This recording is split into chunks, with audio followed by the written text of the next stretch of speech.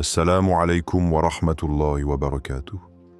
Ô Allah, ouvre nos cœurs à ta parole, éclaire nos âmes par ta lumière, et permets-nous de comprendre tes promesses avec sincérité. Il y a des promesses humaines, et puis il y a la promesse d'Allah. Une promesse qui ne ment jamais, une promesse qui ne trahit pas, une promesse qui peut transformer ta vie. Aujourd'hui, Allah dit, Allah ne manque jamais à sa promesse. Mais la plupart des gens ne savent pas. Pose-toi cette question. Et si la solution que tu cherches depuis des années se trouvait déjà dans une promesse divine? Il y a des douleurs que personne ne voit, des batailles silencieuses que tu mènes avec le sourire, des questions que tu n'oses même pas formuler dans tes invocations.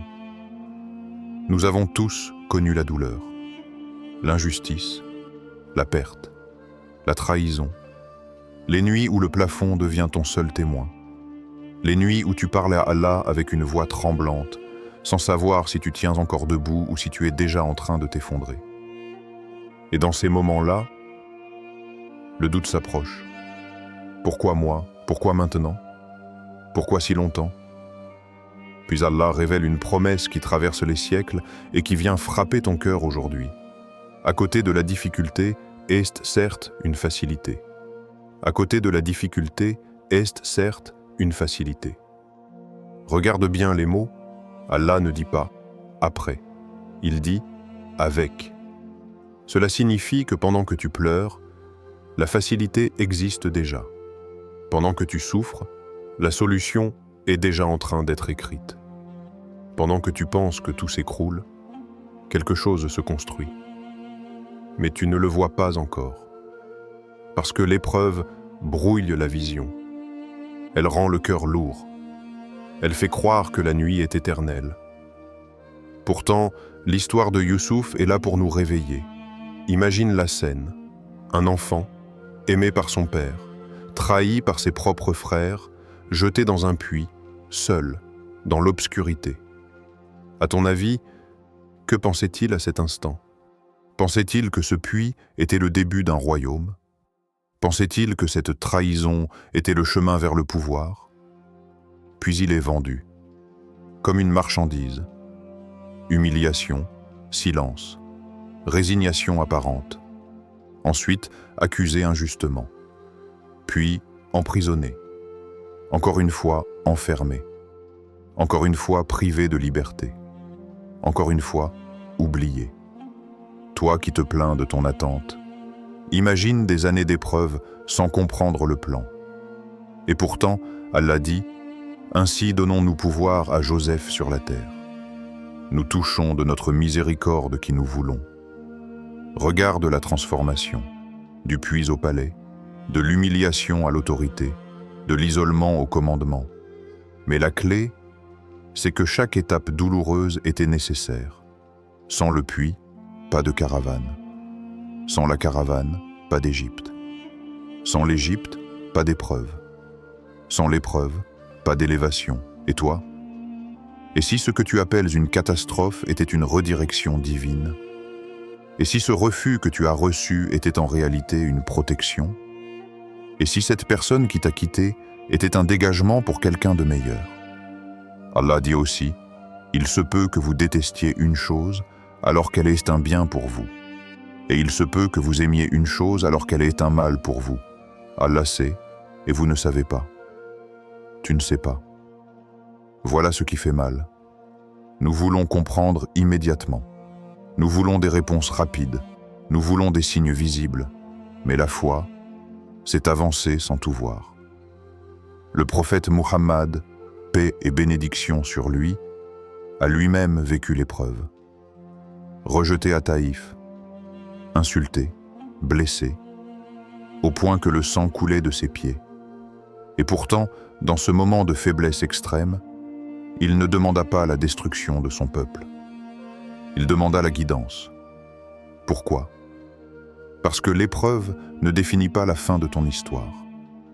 Parfois, Allah casse ton confort pour sauver ton âme. Parfois, il retire quelque chose pour te rapprocher de lui. Parfois, il t'isole pour te purifier. Pose-toi cette question honnêtement. Est-ce que cette difficulté m'a éloigné d'Allah ou m'a-t-elle rapproché de lui? Parce que la vraie perte n'est pas financière. La vraie perte n'est pas relationnelle. La vraie perte, c'est spirituel. Et peut-être que cette période que tu détestes est celle qui est en train de reconstruire ton cœur. Allah dit « Et nous vous éprouverons certes par un peu de peur, de faim, de diminution de biens, de personnes et de fruits. Et fais la bonne annonce aux endurants. » Remarque quelque chose. Il dit un peu. Même si cela te semble immense, même si cela te semble insupportable, même si cela te semble interminable, comparé à l'éternité, ce n'est qu'un instant. L'épreuve n'est pas la preuve qu'Allah t'a abandonné. Elle peut être la preuve qu'il te prépare. Regarde encore l'histoire de Youssouf. Quand ses frères reviennent vers lui, affamés, dépendants de lui, il aurait pu se venger. Mais il dit « Pas de récrimination contre vous aujourd'hui, qu'Allah vous pardonne. » Voilà l'élévation ultime, pas seulement le pouvoir, mais la purification du cœur. Alors laisse-moi te poser une dernière question dans cette réflexion. Si Allah changeait ta situation demain, serais-tu devenu la personne capable de porter cette nouvelle bénédiction? Parce que parfois, la facilité tarde. Non pas parce qu'elle n'existe pas, mais parce que tu es encore en train de devenir celui ou celle qui pourra la supporter. Et pendant que tu traverses cette tempête, la promesse est déjà là, avec la difficulté. Il existe une prison plus étroite qu'un cachot, plus sombre qu'une nuit sans lune, plus lourde que la solitude. C'est la prison de la culpabilité. Tu y es peut-être enfermé sans chaîne visible, mais ton cœur, lui, porte le poids. Tu penses peut-être avoir trop fauté, trop chuté, trop désobéi. Tu te dis, si les gens savaient, si mon passé était exposé, si mes pensées étaient dévoilées, alors tu gardes le silence. Tu pries parfois, mais avec honte. Tu lèves les mains, mais timidement, comme si tu n'avais plus le droit d'être entendu. Et pourtant, écoute cette parole qui n'est pas humaine. Écoute cette parole qui vient du Seigneur des mondes. Ô mes serviteurs qui avez commis des excès à votre propre détriment, ne désespérez pas de la miséricorde d'Allah. Car Allah pardonne tous les péchés. Il est le pardonneur, le très miséricordieux. Lis cela encore. Il ne dit pas « Ô mes serviteurs parfaits ». Il ne dit pas « Ô vous qui n'avez jamais fauté ». Il dit « Ô mes serviteurs qui avez commis des excès ». C'est comme si Allah savait exactement ce que tu caches, exactement combien de fois tu es tombé, exactement ce que tu regrettes la nuit. Et malgré cela, il t'appelle encore mon serviteur, tous. Il pardonne tous les péchés, même ceux que tu caches, même ceux que personne ne soupçonne, même ceux que tu n'oses pas prononcer dans tes invocations. Le problème n'est pas la gravité de ton péché. Le problème est le désespoir, car désespérer de la miséricorde d'Allah, c'est sous-estimer qui il est. Le prophète Muhammad, paix et bénédiction sur lui, a raconté l'histoire d'un homme qui avait tué 99 personnes. 99. Il cherche quelqu'un pour lui dire s'il peut encore être pardonné. Il trouve un homme d'adoration, mais ignorant. Il lui demande « Ai-je encore une chance ?» On lui répond « Non ». Alors il le tue aussi. Sans vie. Si cette histoire s'arrêtait ici, nous dirions « Impossible. Aucune porte ne peut s'ouvrir après cela. » Mais l'histoire continue. Il cherche un savant. Il pose la même question, et le savant lui répond « Et qui pourrait se mettre entre toi et le pardon d'Allah ?» Écoute bien cette phrase. Qui pourrait se mettre entre toi et le pardon d'Allah? Ni ton passé, ni ton entourage, ni même Shaitan. On lui dit simplement « Quitte la terre du mal. Dirige-toi vers une terre de bien. » Il meurt en chemin. Pas encore arrivé. Pas encore transformé. Juste en marche. Et Allah lui accorde le pardon. Pourquoi? Parce qu'Allah regarde ton retour, pas ton passé. Comprends cela profondément. Le repentir n'est pas réservé aux saints. Il est la porte des pécheurs. Et nous sommes tous pécheurs. Allah dit: « Et quiconque fait un mal ou se fait du tort à lui-même, puis aussitôt implore le pardon d'Allah, trouvera Allah pardonneur et miséricordieux. » Aussitôt. Il n'y a pas de délai obligatoire, pas de formulaire à remplir, pas d'intermédiaire. Seulement toi et lui. Mais alors pourquoi hésites-tu? Est-ce la honte? Est-ce l'habitude du péché? Est-ce la peur de rechuter? Écoute ceci. Allah aime ceux qui se repentent et il aime ceux qui se purifient. Il aime ceux qui se repentent. Cela signifie que ton retour vers lui n'est pas simplement accepté. Il est aimé. Chaque fois que tu dis « Astaghfirullah » avec sincérité, ce n'est pas un simple mot, c'est un pas. Et parfois, le plus difficile n'est pas d'arrêter le péché. C'est de croire qu'on peut encore être pardonné. Shaitan ne cherche pas seulement à te faire tomber. Il cherche à te faire croire que tu es irrécupérable. Mais Allah dit: « Ma miséricorde embrasse toute chose. » Toute chose. Ton passé en fait partie. Tes erreurs en font partie. Tes faiblesses en font partie. Imagine un instant que tous tes péchés soient écrits devant toi, alignés, clairs, incontestables. Puis imagine que le Seigneur des cieux dise: « Je les ai effacés. » Pas minimisés, pas ignorés, effacés. Le prophète Muhammad, paix et bénédictions sur lui, a dit qu'Allah est plus heureux du repentir de son serviteur qu'un homme qui retrouve sa monture perdue dans un désert après avoir perdu tout espoir. Imagine la scène. Un désert, la mort presque certaine. Puis soudain, la vie revient.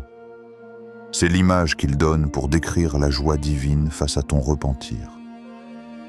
Alors laisse-moi te poser une question que toi seul peux entendre au fond de ton cœur. Qu'est-ce qui t'empêche aujourd'hui de revenir vers lui? Est-ce vraiment la gravité du péché? Ou est-ce ton orgueil? Ou est-ce la peur de changer? Ou est-ce l'attachement à ce qui te détruit? Peut-être que tu attends un meilleur moment. Peut-être que tu te dis « Je me repentirai plus tard ». Mais le plus beau moment pour revenir, c'est maintenant. Pas quand tu seras parfait. Pas quand tu seras stable. Pas quand tu auras tout réglé, maintenant. Parce que le pardon total n'est pas une théorie. C'est une promesse. Et cette promesse te concerne personnellement. Beaucoup veulent que leur vie change. Ils veulent une nouvelle situation, un nouveau travail, une nouvelle relation, un nouveau départ. Mais peu acceptent une vérité plus dérangeante. Le vrai changement ne commence pas autour de toi. Il commence en toi. Nous passons notre temps à attendre que les circonstances se réorganisent, que les gens évoluent, que le monde devienne plus juste. Alors qu'Allah place la responsabilité à l'intérieur. En vérité, Allah ne modifie point l'état d'un peuple tant que les individus qui le composent ne modifient pas ce qui est en eux-mêmes. Ce verset est puissant, presque inconfortable. Il nous retire l'excuse. Il nous retire le rôle de victime permanente. Il nous oblige à regarder notre propre reflet, changer ce qu'il y a en soi-même. Cela signifie quoi?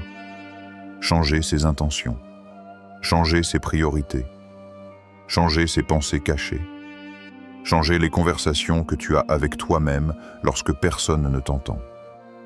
Parce que le changement commence dans le secret, dans la sincérité, dans la prière que personne ne voit, dans la lutte silencieuse contre un péché que tu combats seul, dans la décision intime de ne plus être la même personne qu'hier. Personne n'applaudit ces moments-là, personne ne les poste sur les réseaux, mais ce sont eux qui transforment un destin. Regarde l'histoire de Umar ibn al-Khattab, un homme redouté, fort, dur, déterminé à mettre fin au message de l'islam.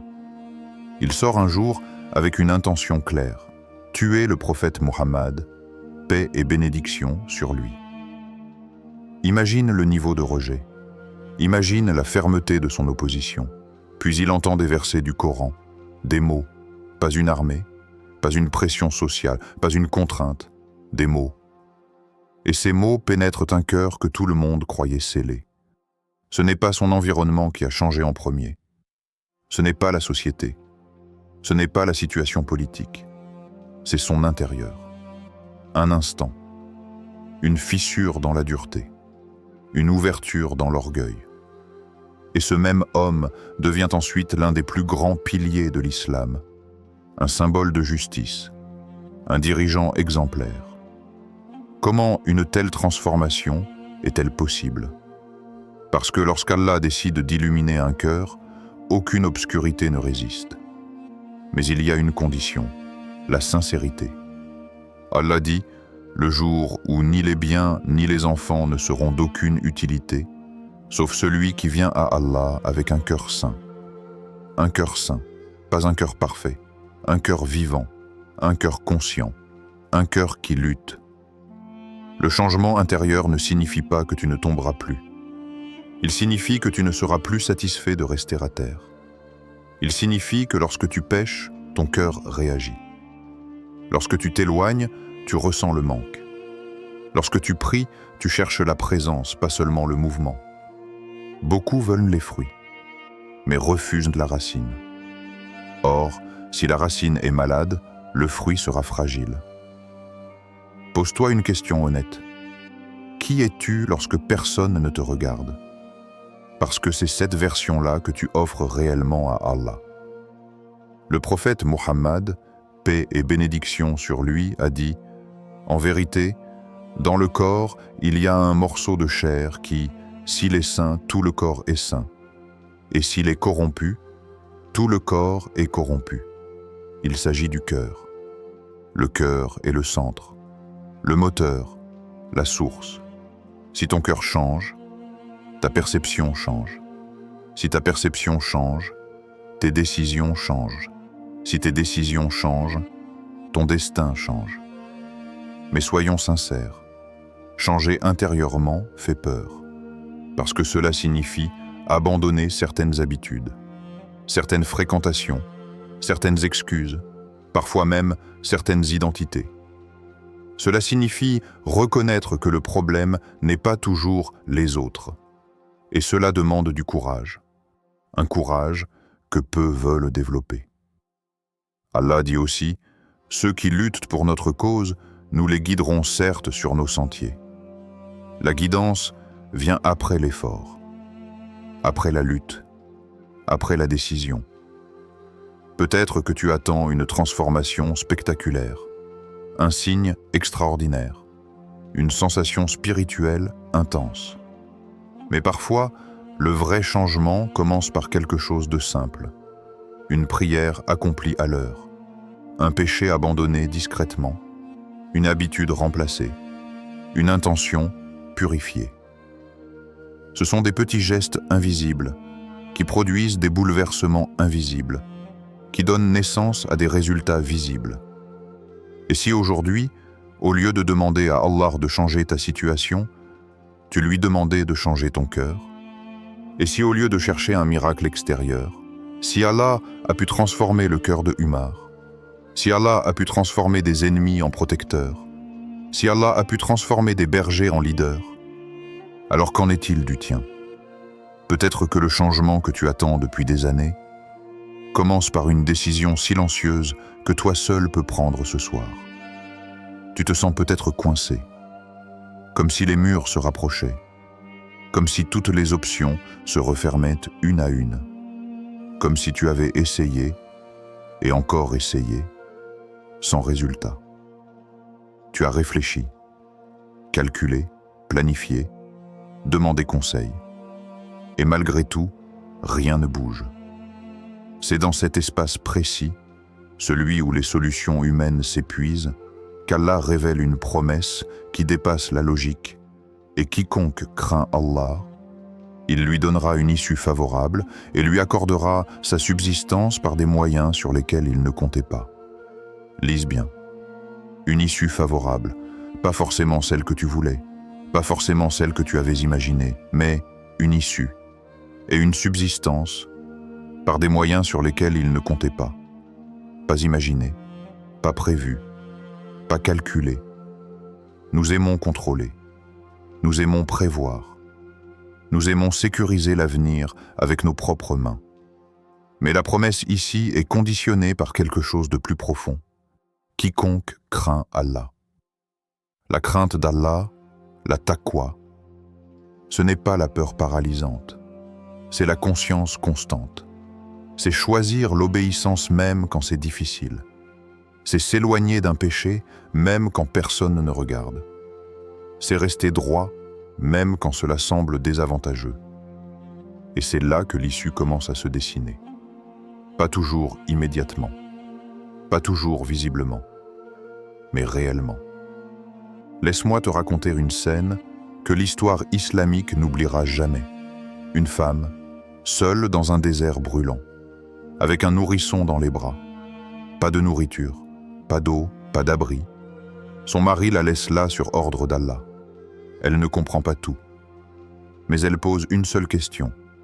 Est-ce Allah qui t'a ordonné cela? Quand la réponse est oui, elle dit « Alors il ne nous abandonnera pas ». Cette femme, c'est Hajar, abandonnée en apparence, mais jamais abandonnée en réalité. Elle court entre deux collines, encore et encore, 7 fois, cherchant une solution, cherchant de l'eau, cherchant une issue. Humainement, il n'y avait rien. Mais Allah fait jaillir l'eau sous les pieds de son enfant, une source, dans un désert. Cette eau, Zamzam, coule encore aujourd'hui. Voilà ce que signifie, par des moyens sur lesquels il ne comptait pas.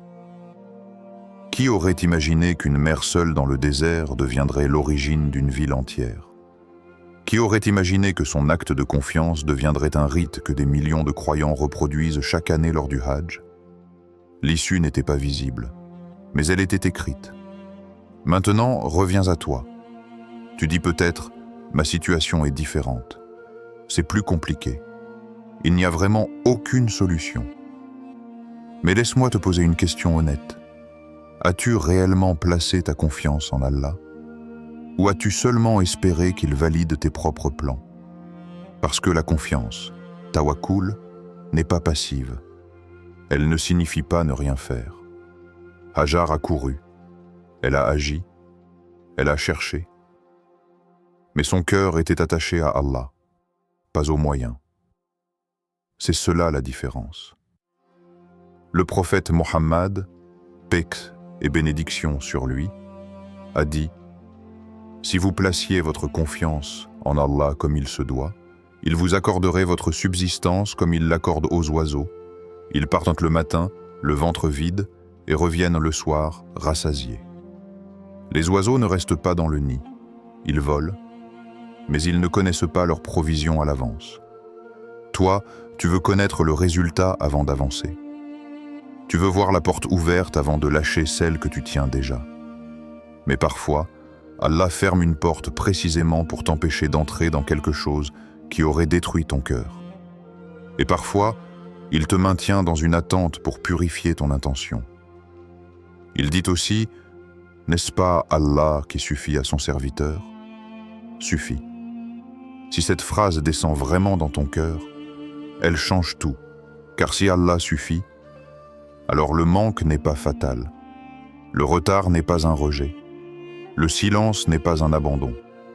Peut-être que l'issue inattendue que tu attends ne sera pas un miracle spectaculaire. Peut-être qu'elle sera un changement subtil, une rencontre, une opportunité, une idée, une paix intérieure inattendue malgré les circonstances. Parfois, l'issue, ce n'est pas que la situation change. C'est que toi, tu changes face à elle. Et soudain, ce qui te paraissait insupportable devient supportable. Ce qui te paraissait bloqué devient traversable. Alors la question reste suspendue, simple mais profonde. Fais-tu vraiment confiance à Allah, ou seulement quand tout va bien, quand les finances sont stables, quand la santé est bonne, quand les relations sont harmonieuses. La vraie confiance apparaît quand les chiffres sont négatifs, quand les portes se ferment, quand les réponses tardent. C'est dans cet espace inconfortable que la promesse prend vie, une issue favorable, par des moyens que tu ne pouvais pas prévoir, et peut-être que pendant que tu regardes une porte fermée, une autre est déjà en train de s'ouvrir derrière toi. Il existe une promesse plus grande que toutes les autres, plus grande que la réussite, plus grande que la guérison, plus grande que la richesse ou la reconnaissance. Une promesse qui dépasse cette vie courte, fragile, instable. Pas la richesse, pas le succès, pas l'admiration des gens. Mais ceux qui croient et accomplissent les bonnes œuvres auront les jardins sous lesquels coulent les ruisseaux. Des jardins. Pas une simple récompense symbolique, pas une consolation abstraite, un lieu réel, une demeure, une éternité. Et Allah dit aussi, Allah a promis aux croyants et aux croyantes des jardins sous lesquels coulent les ruisseaux pour y demeurer éternellement, et des demeures excellentes dans les jardins d'Éden. Et l'agrément d'Allah est plus grand encore. Arrête-toi ici. L'agrément d'Allah est plus grand encore. Plus grand que les jardins, plus grand que les palais, plus grand que les rivières. Cela signifie que la récompense ultime n'est pas matérielle, elle est relationnelle. C'est qu'Allah soit satisfait de toi. Imagine un instant, plus de tristesse, plus de peur, plus de regrets, plus d'anxiété sur l'avenir, plus de blessures du passé. Allah dit, là, ils n'entendront ni futilité ni mensonge. Et encore, ils n'y goûteront ni fatigue, ni épuisement. Dans cette vie, même les plus belles choses sont accompagnées de fatigue. Même le bonheur est ce fragile. Même les victoires sont temporaires. Tout finit, sauf ce que promet Allah. Le paradis n'est pas simplement un lieu de plaisir. C'est un lieu de guérison complète. Guérison des cœurs brisés, guérison des traumatismes silencieux, guérison des injustices subies. Chaque larme versée ici-bas n'est pas oubliée. Allah dit, « Aujourd'hui, nulle âme ne sera lésée en rien. Tout sera réglé, tout sera équilibré, tout sera parfaitement juste. » Mais il y a quelque chose d'encore plus bouleversant. Le prophète Muhammad, paix et bénédiction sur lui, a dit que personne n'entrera au paradis uniquement par ses œuvres, mais par la miséricorde d'Allah. Même lui. Quand les compagnons lui demandèrent « Même toi, ô messager d'Allah ?» Il répondit « Même moi, à moins qu'Allah ne m'enveloppe de sa miséricorde. » Cela change complètement la perspective. Le paradis n'est pas un salaire, c'est un don. Ce n'est pas une transaction, c'est une grâce. Tu ne l'achètes pas avec tes prières. Tu ne le mérites pas par perfection. Tu avances vers lui avec humilité. Alors pourquoi tant de gens vivent comme si cette promesse n'existait pas? Pourquoi sacrifions-nous l'éternité pour un instant? Pourquoi échangeons-nous l'infini contre le temporaire? Parce que le monde est visible, et l'au-delà demande la foi. Allah décrit le paradis comme quelque chose qu'aucune âme ne connaît comme joie cachée en récompense de ce qu'il faisait. Aucune âme ne connaît. Cela signifie que tout ce que tu peux imaginer est inférieur à la réalité. Ton esprit est limité. La promesse d'Allah ne l'est pas. Imagine une vie où tu ne crains plus la mort, parce qu'elle ne sera plus une séparation, mais une porte vers ce qui est meilleur. Imagine rencontrer ceux que tu as aimés pour Allah, sans jalousie, sans conflit, sans malentendu. Imagine entendre ces mots, entrez-y en paix et en sécurité. Paix, sécurité. Deux choses que l'humanité cherche depuis toujours. Et maintenant, laisse-moi te poser une question plus profonde que toutes les autres. Qu'est-ce qui occupe réellement ton cœur aujourd'hui? Tes objectifs financiers, ton image, ton statut, tes distractions? Si le paradis est la plus grande promesse, alors pourquoi est-il parfois la dernière priorité? Peut-être parce que nous pensons avoir le temps. Mais personne ne possède demain. La vraie intelligence n'est pas d'être brillant ici-bas. C'est d'être préparé pour l'au-delà. Chaque prière que tu accomplis, chaque péché que tu évites, chaque intention sincère, chaque acte caché, tout cela construit quelque chose que tes yeux ne voient pas encore. Et peut-être que la chose la plus dangereuse n'est pas de rejeter le paradis, mais de vivre comme s'il n'était pas urgent. Alors la question reste suspendue. Veux-tu faire partie de ceux qui croient réellement en sa promesse, au point de vivre pour elle? Ou de ceux qui passent à côté, non pas par rejet, mais par négligence? Allah t'a fait une promesse. Après la difficulté, facilité. Après le péché, pardon. Après la sincérité, transformation. Après la confiance, issue. Après la foi, le paradis. Mais une promesse divine demande une réponse humaine. Alors aujourd'hui, quelle sera ta réponse? Si ce message a touché ton cœur, abonne-toi, active la cloche et partage cette vidéo pour que d'autres cœurs se réveillent.